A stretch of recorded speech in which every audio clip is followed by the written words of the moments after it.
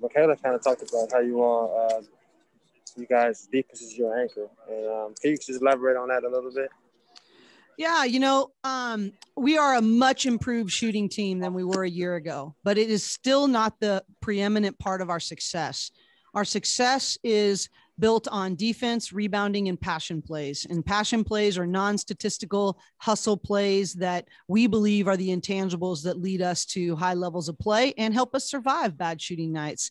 And, I just think, yeah, we didn't shoot well from three. So adjust. Who cares? That's not how we built. We're not a live by the three, die by the three kind of team. And we needed to be a lot more just poised and go, hey, you know what? Let's not take the first open three. Let's make sure we get Michaela, for instance. We need to get her some better scoring touches and we need to have more purpose. And then when that ball comes inside out, then go ahead and shoot it. But I thought we were settling for threes after it was very apparent that we weren't on. And, we can survive that as long as we play with purpose and awareness of how the game needs to be played that way. And so, I think we've always built our team around that. And so in nights where we don't shoot as well, we need to be able to recognize sooner that is our anchor, remember what we forgot, and get back to getting stops and rebounds. And also she had mentioned like Lauren that you guys rock. Can you elaborate just what it means to have that type of player on your team that doesn't have to do much to make the stat sheet, but she still makes a huge impact on the game? Well, I thought our communication was really poor, to be honest with you, out there tonight. And Lauren was the one who held it together. I think Lauren Miller and Lindsay Casaro were the two communicators out on the floor, getting us back together, regrouping us. But Lauren is her IQ is off the charts. She understands what the game plan is, and her communication changes us from being a reactionary team to an anticipatory team. And I thought Lauren was a tremendous steadying force with her communication tonight. And just really those baseline jumpers, the ones that she hit very key moments. I thought, I think she's getting more and more confident. And she's been putting in the work before practice every day. She's been working with Coach Tasha on her perimeter shot, and that's paying off. So I thought those were clutch buckets as well. Michelle, go ahead. Hi, Cor. Hi, Michelle. I'm here. I miss Doug too, just so you know. I need a running buddy. I bet you do. I asked Adia this question. The teams that are still left are all teams that play really good defense. I mean, the scores today indicate that these are 4 really strong defensive teams. And I asked Adia if she thought that defense might decide this championship. On the other hand, Stanford put up 92 today. So you got to score 2, right? I mean, absolutely.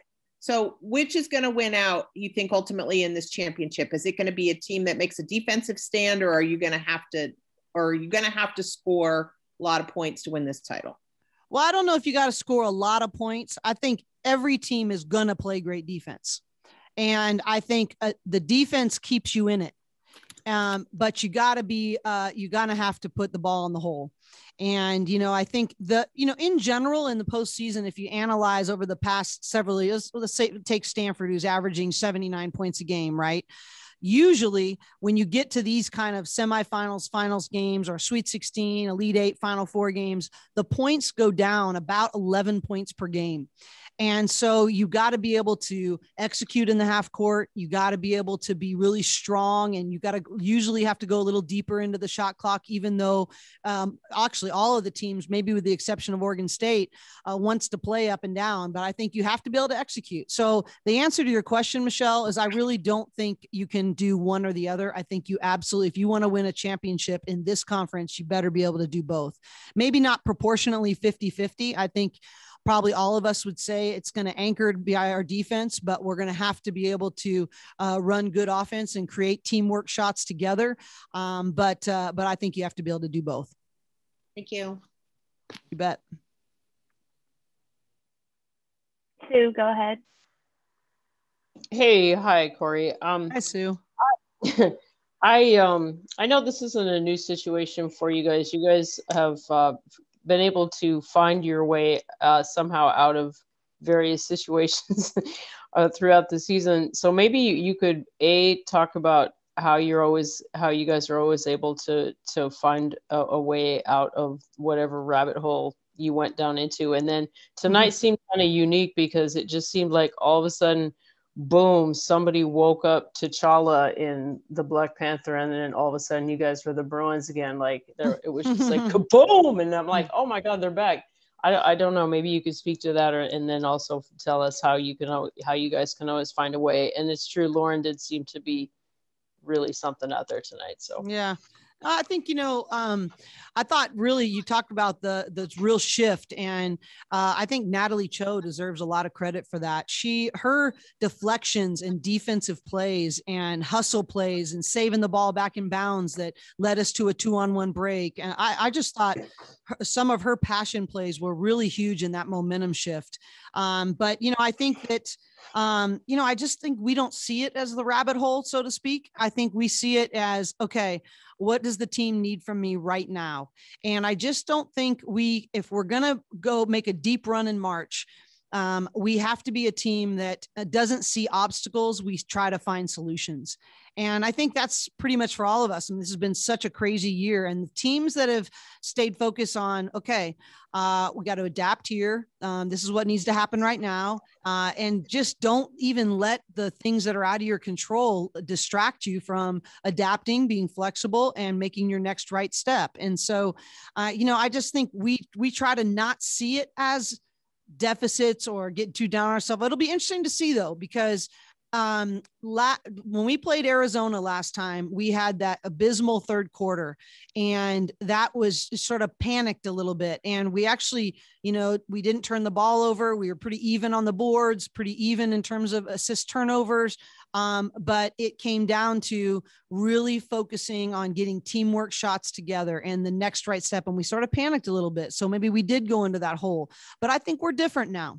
But we'll see tomorrow, because they're an incredibly good defensive team. They're going to put tremendous pressure. And, give them credit. They're good at that. We're going to have to be able to handle that well. But we're going to have to be able to create shots for each other and with each other. And we'll see how much we've learned, won't we? Francis, go ahead. Hi, Coach. Congrats on the win. I had a couple questions for you. Sure. So first is, you have Arizona tomorrow, obviously, and they have one of the best players in the conference in Ari McDonald. What does your team kind of have to do to prepare for her and Arizona in general tomorrow? Well, she is a great player, but we got some pretty great players too. And so if you're going to play at this level, I mean, Ari is the fastest guard in the country with the ball in her hands. No question about it. Her relentless pressure and the way she flies around the court and gets traps and pokes the ball. And she gets her team extra possessions. Credit to her. But you know what? We got some dang good players, and they got to, be like, hey, as much as we have to worry about Ari, they got to worry about us. And so, mad respect for not just Ari McDonald, but their entire team. I think they're balanced. They hustle for each other. They are physical. Arizona's a really good basketball team, period. But I think we're a really good basketball team too. And so we're going to face this, every single team we play at this level has a really, really good player. It just looks a little different. So all the credit to Ari and all she's earned. But my focus is, how do I put my players in the position to play to their best and make them worry about us? And my second question is, you guys have had a pretty uncharacteristic showing in terms of turnovers and shooting the ball, and yet you guys still won by double digits. I guess my question is, what can your team learn from a game like this? Can that be seen as a good thing in any way, or?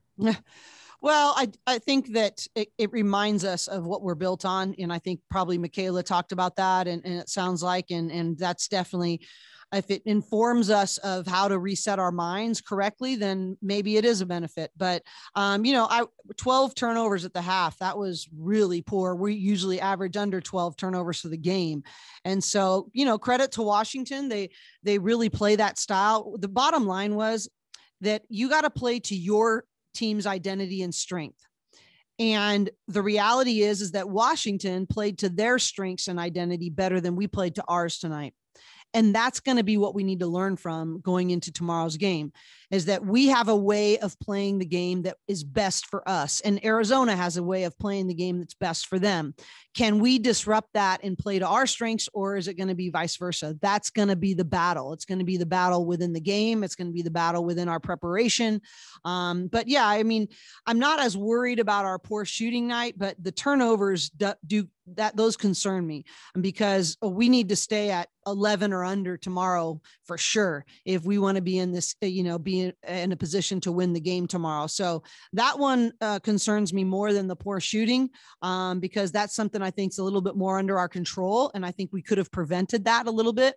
But the tougher, more together team is going to win tomorrow, period. And so the challenge will be which one wants it more and which ones puts themselves in a position to be the tougher, more together team.